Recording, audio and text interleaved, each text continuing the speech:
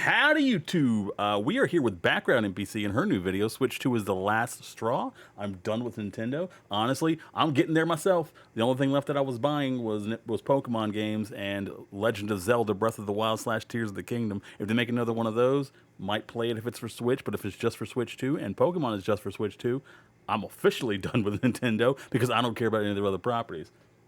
I haven't played a Mario game since, I want to say Mario 64, only because I own it. And I owned it when I was younger, and Nintendo 64 was the main console, but I don't remember playing it. Although, if I owned it, why wouldn't I have? So I'm just assuming. Other than that, I can really only remember, like, Super Mario Brothers 3 or Mario Tennis on Game Boy. Outside of that, I don't know. I even own Mario Kart. I think Mario Kart 64 and Super Mario Party 3 for the 64, but I've also never played those. So let's see what she has to say. We did watch a couple minutes yesterday, but then my storm knocked my power out, so we're going to have to catch up. You will hear the same rants, though, because I have a lot to say. Let's do this. I wish I could say I was excited. I really, really wanted Didn't to be realize it was excited. muted. I Like apologize. many 90s babies, I grew up on Nintendo. They were my very first gaming love. And not just the games, but Same. the feeling of them. The wonder, the warmth, the way they pulled you into a world and made it feel like home. Ocarina of Time was the one that... Every time I say I never played a Zelda game up until Breath of the Wild came out, because I'd never played a Zelda game, everyone would get real mad and tell me I needed to play Ocarina of Time or Majora's Mask or Wind Waker. Eventually, someone did loan me Ocarina of Time, and I still have it over there on my shelf because I have not seen them since they loaned it to me. I honestly forgot I had it, so I don't blame her for forgetting also until I just saw this. Someone also loaned me Majora's Mask, but I never ended up playing that one because I didn't like Ocarina of Time. The only thing I liked about Ocarina of Time is they gave me a boomerang. But then shortly after that, I grew up, and apparently adults can't use boomerangs for some reason. I don't understand that. But that was the only thing I liked, and they immediately took it away from me. So I just never played Majora's Mask. I feel like there's a big hit of nostalgia that's required to enjoy Ocarina of Time the way it is. So I don't know. Maybe I'll try Majora's Mask one day. Hook up the old Nintendo 64. Pop Majora's Mask in there. But until then, I'm good with Breath of the Wild and Tears of the Kingdom. really awoke something in me. That opening in Kokiri Forest with the Deku Tree, riding Epona across Hyrule Field, it all felt so massive. Like a real world was tucked inside a little cartridge. And then Majora's Mask came along, and my little self had never felt such anxiety. Yeah, every time I hear someone talk about the best Zelda games, it's always Majora's Mask, Ocarina of Time, and then like that subsect that say Wind Waker. That eerie moon, the ticking clock, the emotional side quests that made you care so much in so little time. It was the very first game that made me feel something beyond just fun. It was sad, confusing, kind of strange at times, and very deep. It wasn't just Zelda. I was obsessed with Super Mario 64. Running wild through Peach's castle, jumping into paintings, discovering every secret star. That game felt like true freedom. And Yeah, again, I own this game, but I've never played this game. At least I don't remember. I can only assume I played it because I don't know why I would have it and not play it when I was like super into the 64. And then there were classics like Kirby's Dream Land, Good, Yoshi's Carmen. How Story, you Donkey doing? A little Kong warm in here, though. 64, Star Fox, Metroid Prime, all completely different and wonderful in their own way. Never played Every either one one of of them those. had a vibe, a But soul, GameCube that was real Nintendo underrated. spark that made it feel like you weren't just playing, you were being let in on something very special. And then my parents bought me the Power original World. DS, and just like that, the whole thing was cracked wide open DS for me. was That's solid. how I I really found enjoyed the Animal DS. Crossing Wild World, and I was hooked. I didn't play an Animal Crossing until New Horizons, and I was also hooked on New Horizons. Man, the top half of my island was a maze, and the whole thing was Christmas themed. It was amazing. I spent hours in that little village, rearranging furniture, writing letters, fishing for red snappers, and visiting my best friend's town during our weekly sleepovers. Even now, just hearing the soundtrack makes me very emotional. It takes me right back to those quiet, cozy afternoons what did you after like playing school, on it, Seth? all curled up with that clunky silver DS with nowhere else that I needed to be. Truly the epitome of nostalgia. I didn't know it then, but those games were helping to shape how I saw everything. Stories, characters, even myself. The best thing to come out of Nintendo in a long time was the Power World. It really felt like Nintendo understood how to make something that mattered. And it didn't stop there. I basically owned every major Nintendo console. Pokemon Diamond. I am so sorry that was your first DS gaming console game. Your first DS being your first gaming console, not bad. Pokemon Diamond, not a great start. It's probably one of the worst Pokemon games. But if you enjoyed it as a kid, absolutely understandable, and I hope you still enjoy today with some nostalgia. DS, 3DS, even the Wii U, which, in my humble opinion, was ahead of... Yo, Wii U slept on, okay? First time I ever played Breath of the Wild was on the Wii U. I don't know if you know, but it was released on the Wii U simultaneously. Or possibly before the Switch. I don't remember like what the time frame was, but it was on Wii U. That's how I played it, because I kept saying how much I wanted to play it to people. And then one of my friends, the one who loaned me Majora's Mask, honestly enough, loaned me the Wii U with all the Wii U attachments, because he never played it.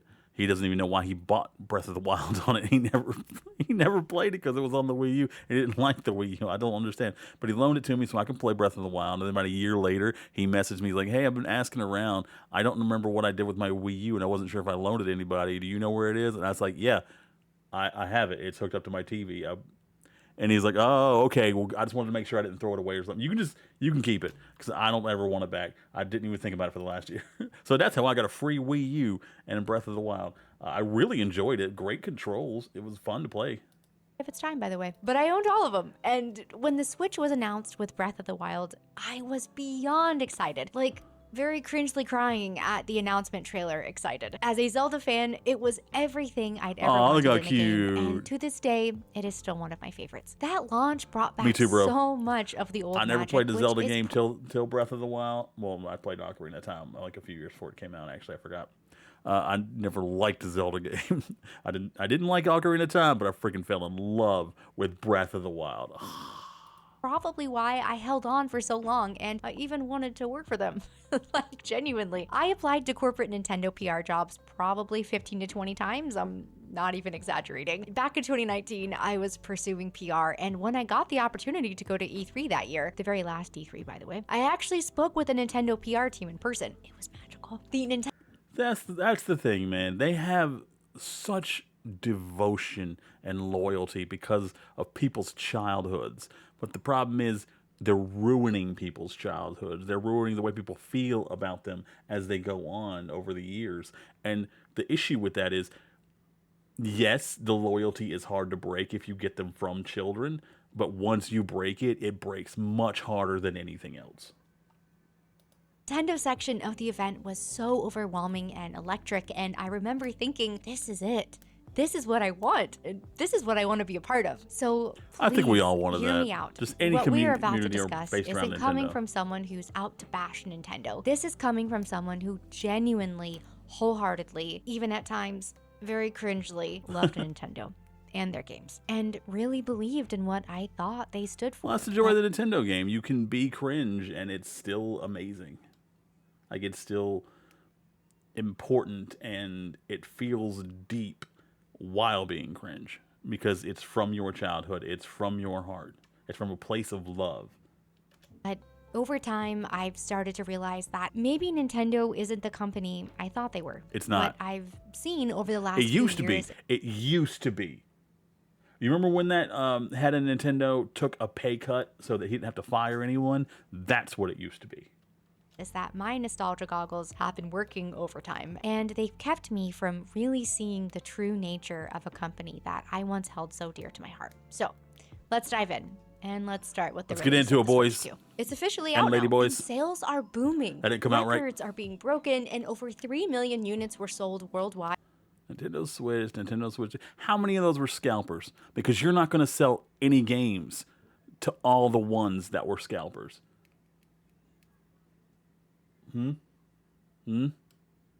On release day. People are also loving Mario Kart World, and I'm genuinely very happy for them. It's kind of hit and miss with people. Like, if someone loves it, I understand. It looks very chaotic. But I feel like it's going to get old real fast, having to do the track and then drive to the next track and get knocked out.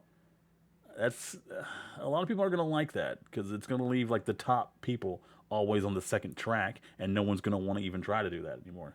Yes, the game looks like a lot of fun.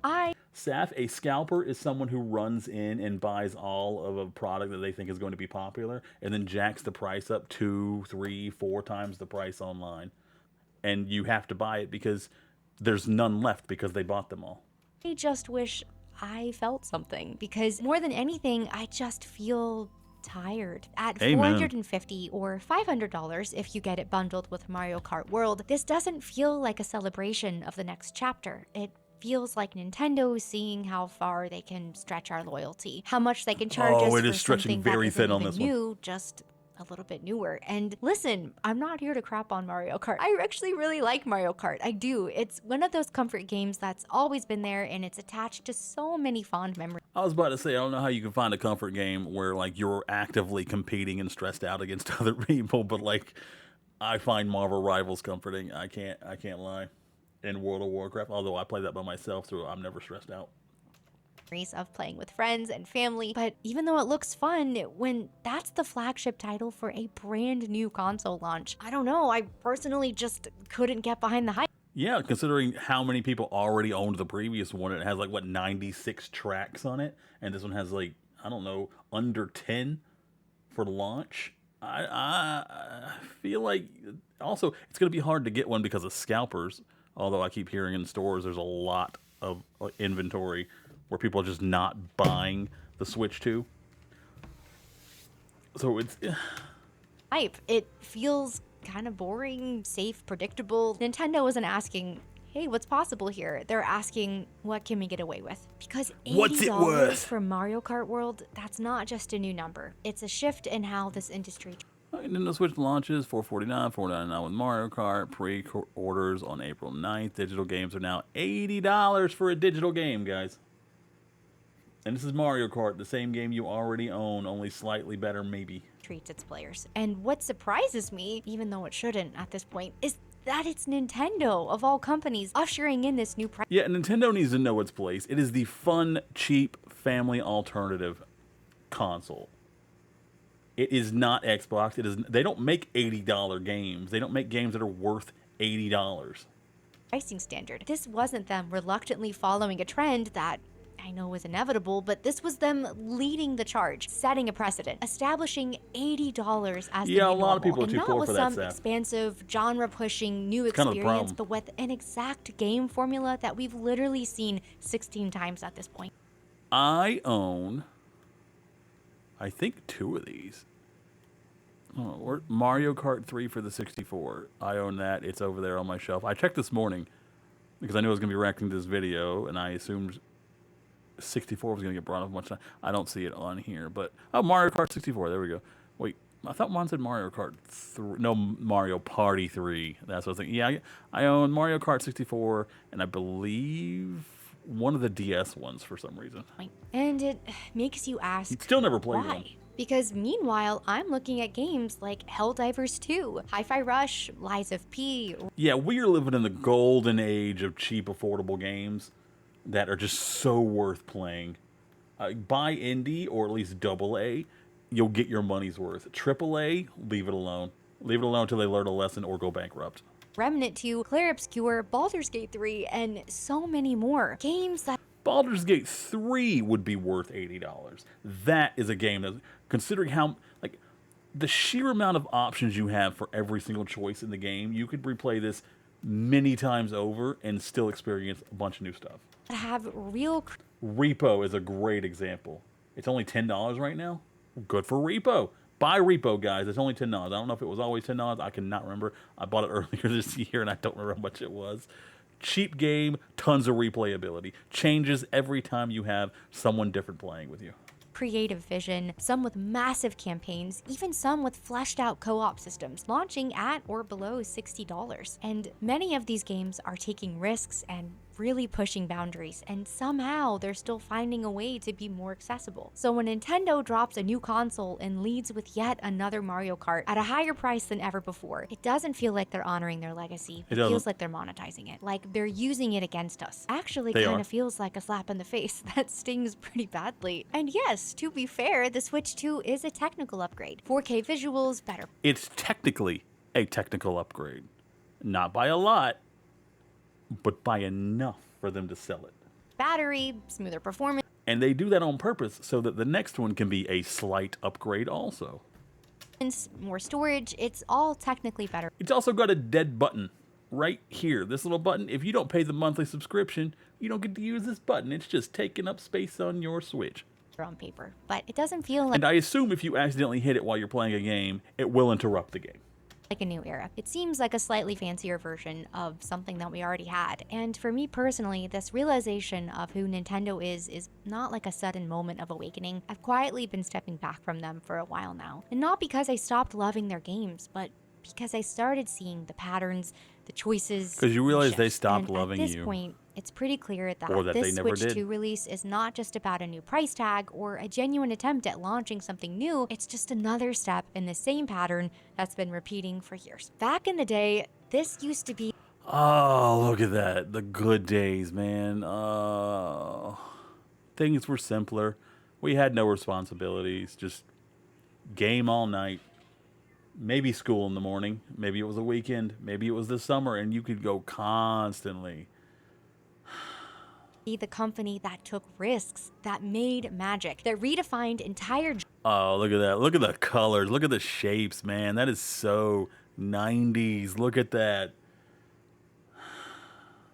I remember like one of my favorite summers. I spent absolutely alone. We moved into a new trailer in a trailer park because we moved around a lot because we were poor. It happens. If you're poor, you understand.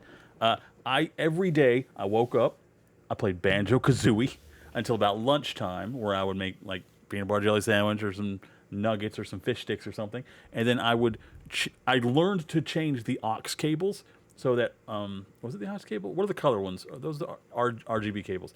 Okay, those, so that I could somehow, I don't even remember how I did it. I could not do it right now if you asked me to, but I did it so I could play Banjo-Kazooie, but the audio was from the television channel that I was watching. And every time around lunch, they start playing Wings. And I don't know why Wings was my favorite show as a child, but it's still one of my favorite shows of all time. And I would listen to Wings, because I'd already watched every single episode, and I knew what was happening, and play Banjo-Kazooie while eating lunch, and it was just the nicest. And I did that all summer until school started. It was so good. I don't know. It's just something about being left alone to do what you love, watch what you love, and eat what you love. It's a whole summer of just peace and quiet. Absolutely in love with that.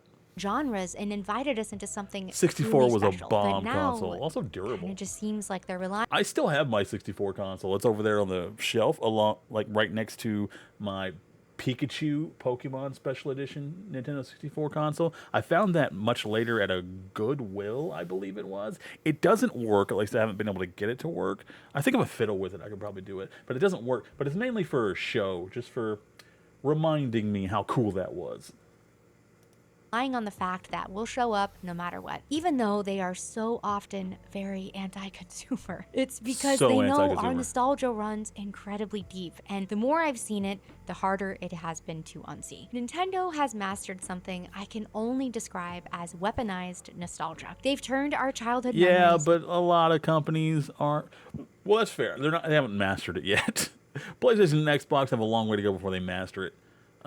They're doing good with it so far, but they honestly take it too far sometimes, and it's like, oh yeah, you suck. You don't actually know what you're doing. You just got lucky. Into a soulless business model. And the part that really hurts is that it works. It worked on me for so long. I've been the Nintendo fangirl who's bought the remakes, re-releases, and updated ports, even though I knew deep down that what they were offering was not anything new. And looking back on it... Okay, sometimes that's all right. That's fine if you want to give into that. Like the Final Fantasy X 10-2 remaster, where they bundled them together and just made it look a little bit better.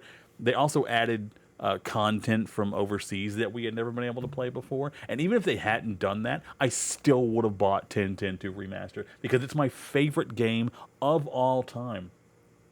And they put 10 and 10-2 together, so now I can tell everybody both of them together are my favorite game of all time. And I didn't even need to look that much better.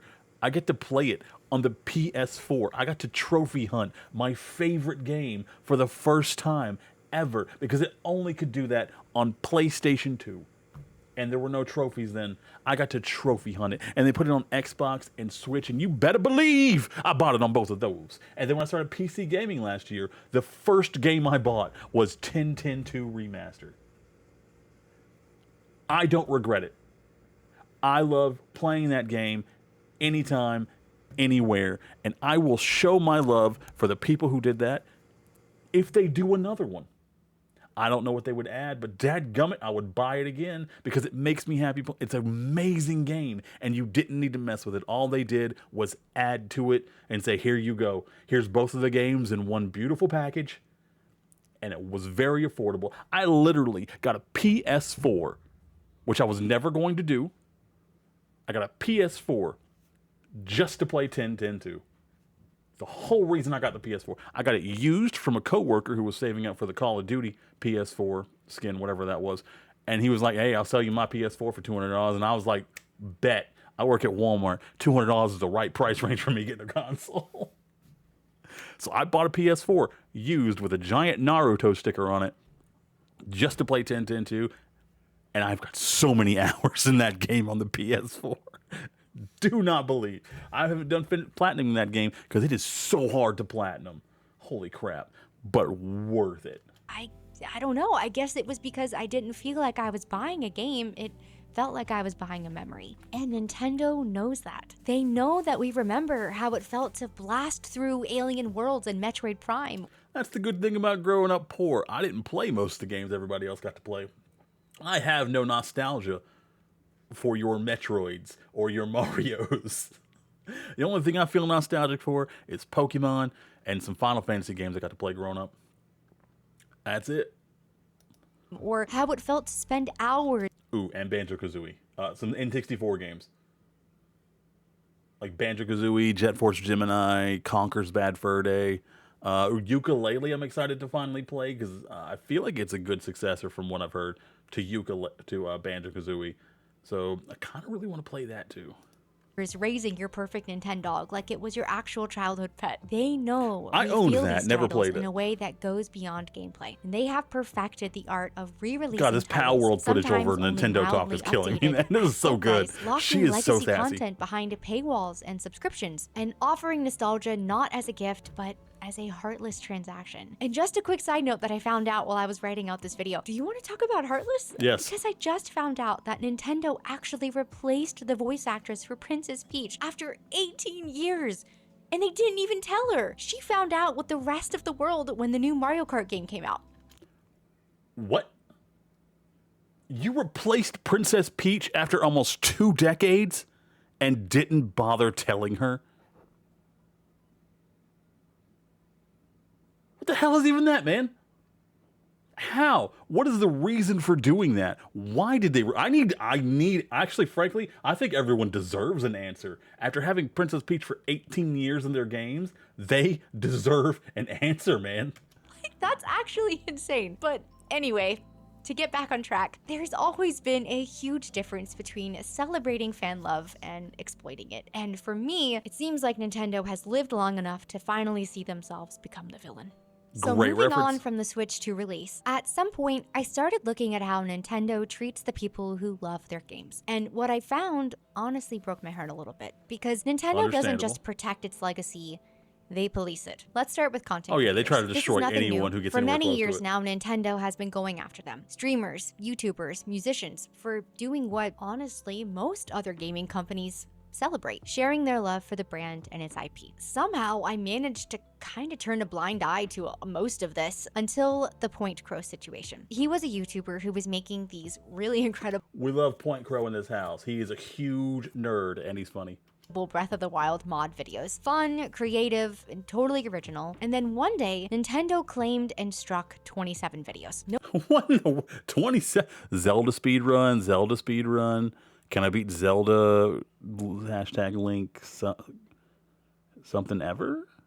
warning, no conversation, just straight up attacked. And it wasn't just his Breath of the Wild mods, it was any content that featured them, including other creators who had collaborated with him. It all got wiped out like a purge. And it made me pause because these weren't leaks and they weren't made to be malicious. It really was just fan content. Yeah, Point Crow is very, very smart. And Nintendo really cracked down on it like it was a threat. And this was not an isolated case. One that has really stuck with me was Gilvasunner. And if you didn't know, Gilvasunner's channel used to be one of the only places online where you could find full Nintendo soundtracks. For years, Nintendo basically had these locked up very tight unless you were able to purchase a physical CD from Nintendo themselves. They weren't on Spotify, Apple Music, Nintendo's YouTube channel, no official platform to listen to any of it. And Gilva wasn't even trying to profit from this. There were no ads or monetization, just the original music uploaded for fans who wanted to relive the moments those songs came from. It was really a gift to the community. And then it was gone. Nintendo initially sent over 1,300 takedown notices, and after that, it was followed by another 2,200. The entire channel was essentially wiped out, and Gilva closed up shop. And I know this might sound a little bit dramatic, but that was kind of a big turning point for me when it came to how I viewed them. Just a little side note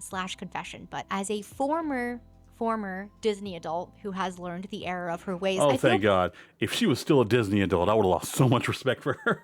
Pretty qualified to say this. Nintendo really is the Disney of gaming. They're wholesome on the surface. Amen. Absolutely. It is 100% that. It's very full of magic and memories, but underneath, there's a very quiet, corporate, malicious control. And both companies know how to tug at your childhood heartstrings while handing out copyright strikes and ulterior motives on the side.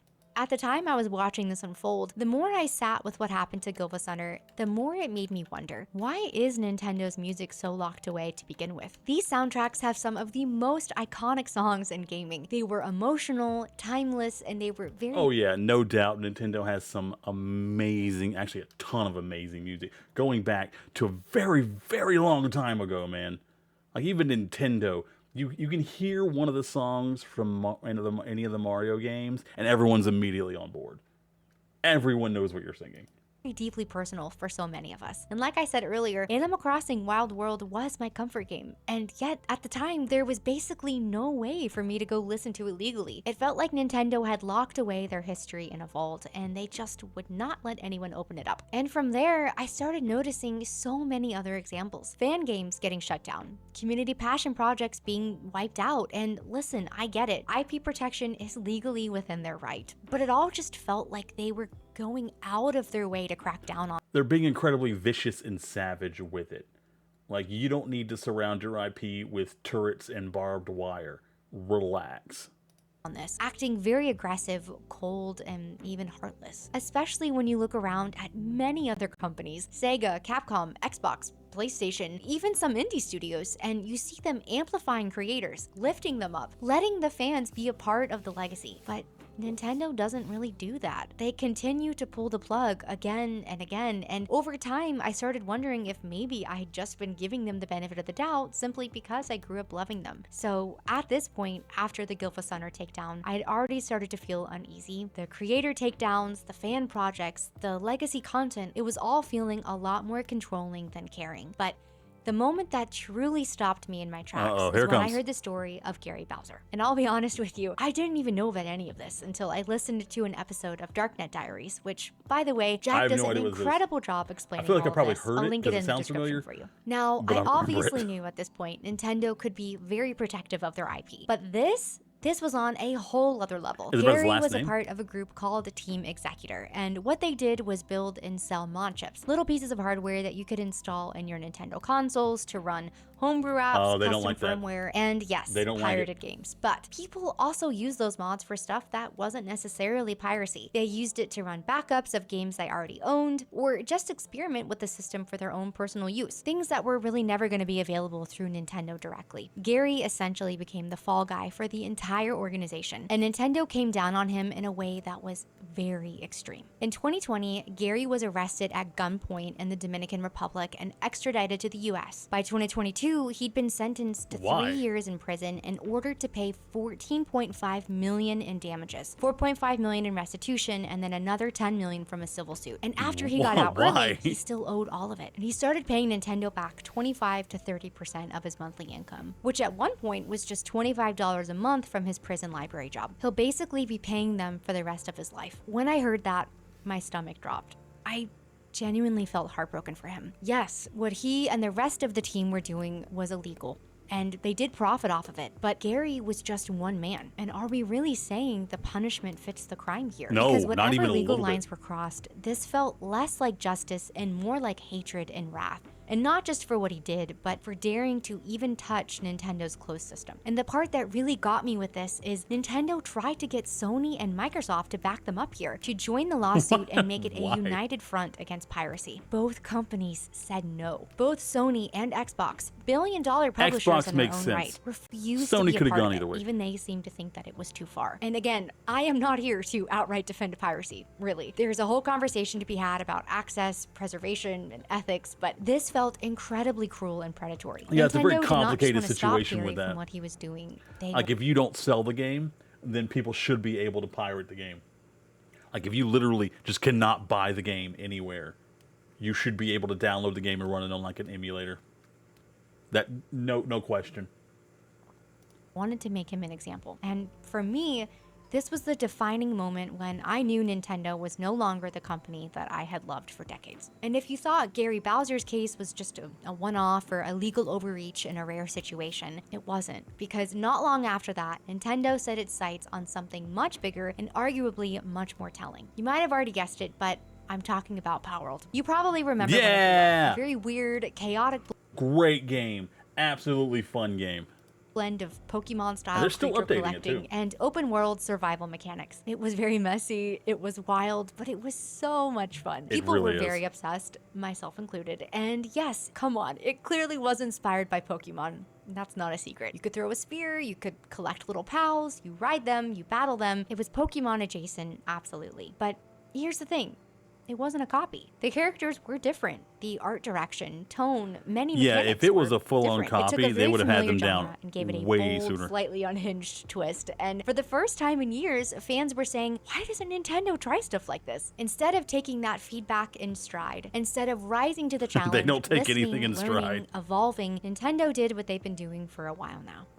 They sued. Together with the Pokemon Company, they filed a patent infringement lawsuit against the Palworld dev team. Not over character design, surprisingly, not even over branding, but over mechanics. Things like throwing a Pal Spear to catch creatures, using them in combat, riding them things that have been across going the on world. for decades, and because of all of this, the Palworld patenting. team had to actually go in and change all of those features. They stripped out mechanics that players loved, not because they were unethical, but because they simply couldn't defend themselves against a legal juggernaut. And just like with the Gary Bowser case, Nintendo tried to bring other companies into the fight. Sony and Microsoft were purportedly approached to back them again here, and again, they declined. They did not want to be a part of it. And all of this you know how says bad the a lot, PR is for something like that? This could have been a big moment for Nintendo, a wake-up call, an opportunity for them to ask, what is it that people are responding to? Why are they so excited about this? What can we learn from this? But instead of innovation, they chose litigation. And to me, it was not a stand for creativity or IP protection. The Pokemon formula has been around for literally 30 years. We all know what it is and where it comes from. And Palworld was not going to change that. No. Nope.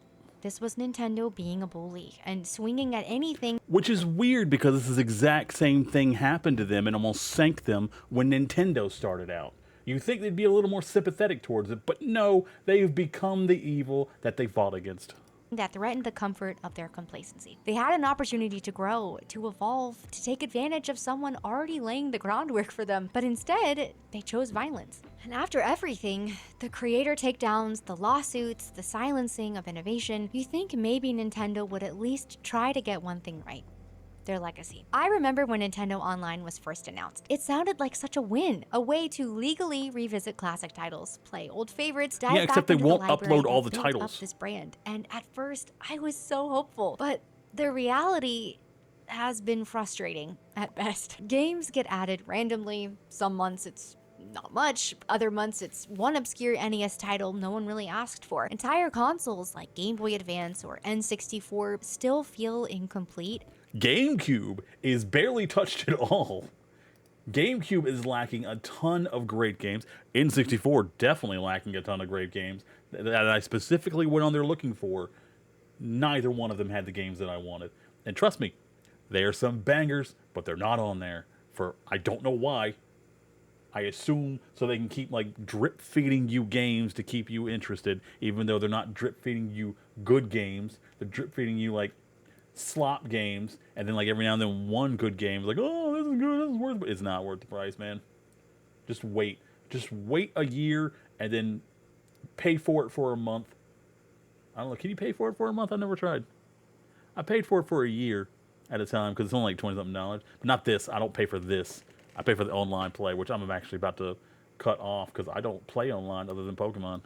And sometimes titles will just disappear without warning or explanation. They're just gone. And now, with the launch of the Switch 2, I thought maybe they would just try to clean things up a bit. GameCube has finally joined the retro lineup, which is very awesome. But they only added 3 games at launch. Wind Waker, Soul Calibur 2. Woo! You guys paying for this?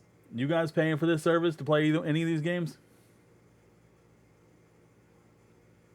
No, me either. And F-Zero GX. Like, yeah, that's a cool trio, I guess, but it's also pretty bare bones for a console with so many legendary titles. And yes, I know more are coming, but why launch? Yeah, correct me if I'm wrong, but the 2 I actually wanted, Coliseum and XD Gala Darkness, I believe they said during the Switch 2 Direct that they're going to be Switch 2 exclusive. How does that work? How do you exclusivity online games in your catalog like that? Launch with so few. Why not take the easy win here and give your... Don't get me wrong, I own both of those games and a GameCube. I can play them anytime I want to, but I want to play them online, on stream, and share them with you guys. I have ROMs and emulators, and I don't mind saying that because I have the games. I have physical copies of the games. I can prove I own those games.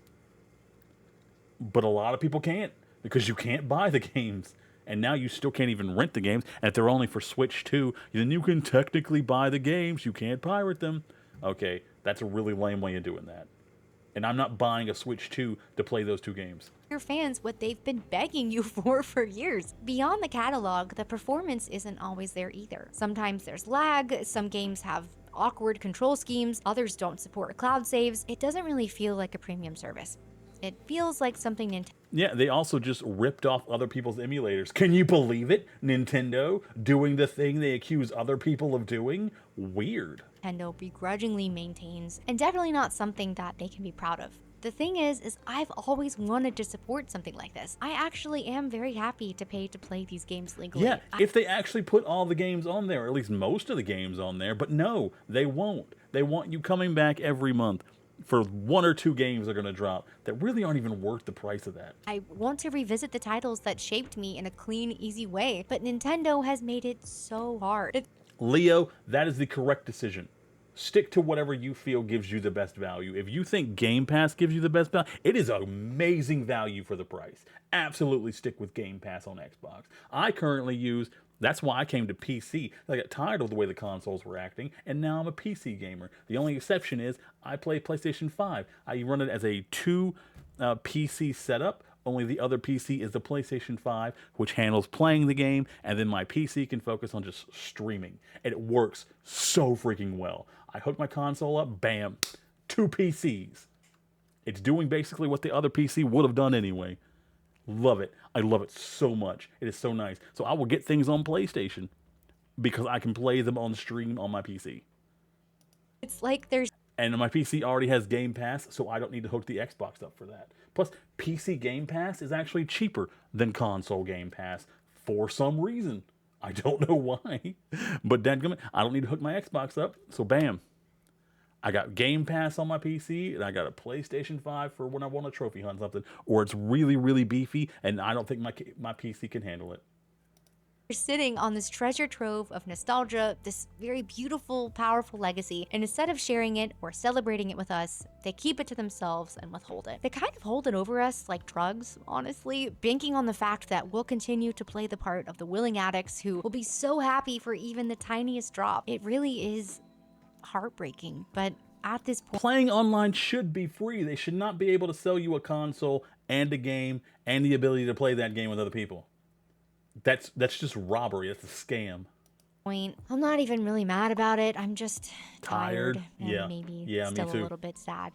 Now, again, to be clear, this video is not meant to shame anybody. If you bought the Switch 2 or you're a part of Nintendo Online and you're loving it, I think that's great. Truly, I am not here to steal joy away from anyone. This video really is just to talk about how Is Donkey Kong Bonanza even out yet? I don't think it is, right?